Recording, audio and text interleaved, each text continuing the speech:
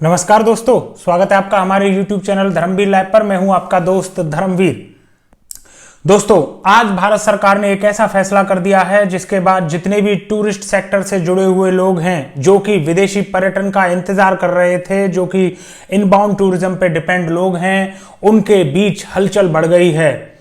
एक ऐसा फैसला भारत सरकार ने आज किया है जिसकी उम्मीद किसी को भी नहीं थी, लेकिन चूंकि फैसला हो चुका है और उसके बाद सभी टूरिज्म प्रोफेशनल्स के बीच में हड़कंप मचा हुआ है। कारण यह है कि भारत सरकार ने आज उस आदेश को एक्सटेंड कर दिया है जिसके तहत उसने कॉमर्शियल फ्लाइट्स पर रोक लगाई थी। कॉमर्शियल फ्लाइट्स पर जो रोक मार्च 2020 में लगाई थी, उसी रोक को बढ़ाते हुए 30 नवंबर तक एक्सटेंड कर दिया है। इनबाउंड टूरिज्म से जुड़े हुए लोगों को यह उम्मीद थी कि भारत सरकार 15 नवंबर से इंटरनेशनल कॉमर्शियल फ्लाइट्स को परमिट कर देगी, ताकि जो 15 नवंबर के बाद टूरिस्ट आने वाले हैं, जिनको कि वीजा भारत सरकार ने देना प्रारंभ कर दिया है, वह टूरिस्ट आ सकेंगे।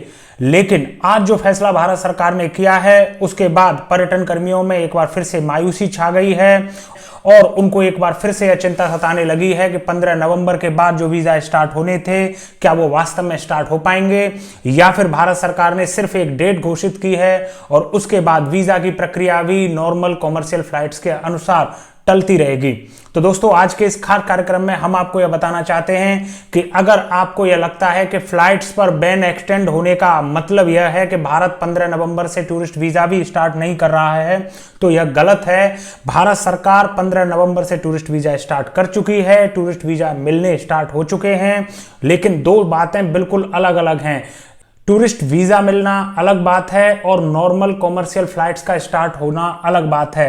दोस्तों, भारत सरकार ने पिछले हफ्ते ही यह फैसला किया है कि जो एयर बबल एग्रीमेंट अलग अलग कंट्रीज के साथ चल रहा है, वह कंटिन्यू रहेगा। उनके कंटिन्यू रहने का मतलब यह है कि लगभग आप ये मान के चलिए कि 31 दिसंबर से पहले इंटरनेशनल कॉमर्शियल फ्लाइट्स स्टार्ट नहीं हो पाएंगी।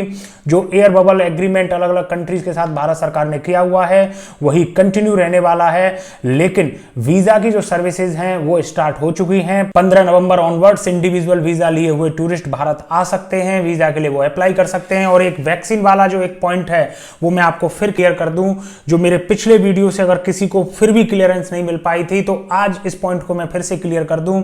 ऐसे नागरिक जिनके की देश ऐसी लिस्ट में शामिल नहीं है जिसको कि भारत सरकार ने एट रिस्क की कैटेगरी में डाला है, अर्थात जहां पर कोविड फैलने के ज्यादा चांसेस हैं, जैसे कि पूरा यूरोप और यूके, इस तरीके की लिस्ट में जिन देशों के नाम नहीं है, वहां के नागरिक बिना वैक्सीनेट हुए भी भारत आ सकते हैं। उनके साथ वही 72 आवर्स प्रियर RT-PCR की नेगेटिव रिपोर्ट होना जरूरी है। लेकिन ऐसे देशों के नागरिक जिन देशों का नाम उस लिस्ट में है, जिसको हमने एट रिस्क कहा है, उस लिस्ट में अगर किसी देश का नाम है, तो वहां के रहने वाले नागरिक भारत में तब तक बिना क्वारंटाइन हुए नहीं घूमने आ सकते जब तक कि उनके देश की वैक्सीन को भारत सरकार की तरफ से मान्यता नहीं मिल जाती है। तो जो पहली लिस्ट है जिसमें एट रिस्क कंट्री लिखी हुई है, उस लिस्ट को आप देखिए। उसके बाद दूसरी जो लिस्ट है जिसमें कैटेगरी ए है, जहां पर हमारा वैक्सीन का एग्रीमेंट आपस में हो चुका है, उस लिस्ट को देखिए। अगर कोई कंट्री वहां लेफ्ट वाली लिस्ट में, पहली वाली लिस्ट में है और कैटेगरी ए वैक्सीन वाली लिस्ट में नहीं है, तो इसका मतलब यह है कि उनके नागरिकों को यहां क्वारंटाइन होना पड़ेगा। लेकिन अगर कोई कंट्री उस लिस्ट में है जहां पर एट रिस्क में है, वो वहां पर है, लेकिन दूसरी वाली जो वैक्सीन की लिस्ट है उसमें भी उसका नाम है, तो वहां के नागरिकों को वैक्सीनेटेड होने की स्थिति में क्वारंटाइन नहीं होना पड़ेगा। लेकिन अगर आपकी कंट्री एट रिस्क में शामिल नहीं है, तो आप वैक्सीनेटेड हैं, नॉन वैक्सीनेटेड हैं, तब आपके ट्रैवल प्लान पर कोई फर्क नहीं पड़ता है। भारत सरकार आपको 72 hours prior RT-PCR negative report के साथ अलाउ करेगी। जो कॉमर्शियल फ्लाइट्स स्टार्ट न होने का सबसे बड़ा नेगेटिव इंपैक्ट है, वो टूरिज्म इंडस्ट्री पर यह है कि जो फ्लाइट्स के फेयर हैं वो बहुत ज़्यादा हैं। जो एयर बबल एग्रीमेंट अभी चल रहा है, उसके तहत फ्लाइट्स के फेयर आमतौर पर 2 गुने से लेकर 5 गुने तक हैं। तो इस रेट के हिसाब से आप इंटरनेशनल टूरिज्म को बहुत ज़्यादा एक्सपेक्ट नहीं कर सकते कि वो आएगा, इनबाउंड टूरिस्ट बहुत ज़्यादा आ पाएंगे, ऐसा हम एक्सपेक्ट नहीं कर सकते हैं, क्योंकि फ्लाइट्स का रिटर्न फेयर काफ़ी महंगा है। टूरिज्म प्रोफेशनल्स को जो उम्मीद है भारत सरकार से, वो यही उम्मीद है कि कॉमर्शियल फ्लाइट जल्द से जल्द स्टार्ट की जाएंगी। लेकिन अभी के लिए ऐसा लगता नहीं है कि भारत सरकार ऐसे किसी मूड में है कि कॉमर्शियल फ्लाइट्स को जल्दी स्टार्ट किया जाए। कम से कम 31 दिसंबर तो आप मानकर चलिए, या ज्योतिरादित्य सिंधिया ने भी हिंट दी है कि अभी कुछ समय के लिए एयर बबल प्रोग्राम आगे चलता रहेगा।